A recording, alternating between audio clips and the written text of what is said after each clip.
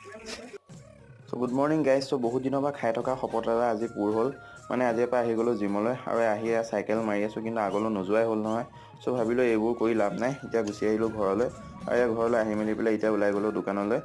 আৰু দোকানলৈ বুলি গৈ থাকোতে স্কুটিখন চাওঁতে দেখিলো যে স্কুটিখনত ভিটামিন পেট্ৰলৰ কমি হৈছে সো ফটককে ডক্টৰৰ তাত সোমাই 200 টকা মেডিচিন খুৱাই ললো আৰু এতিয়া গৈ আছো দোকানলৈ আৰু এই দোকান গৈ পোৱাৰ পিছতে ভাইটি আহিল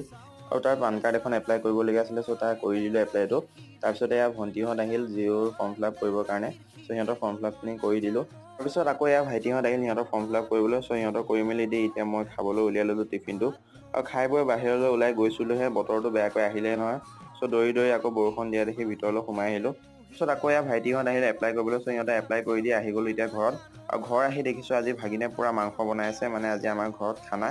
সো এতিয়া খানাৰ প্ৰিপাৰেচন চলি আছে আমাৰ ইয়া পোৱালি কেইটাও আহিছে খানা খাবলৈ সো আজিলৈ আহিছো বাই বাই গাইজ পুনৰ লগ পাম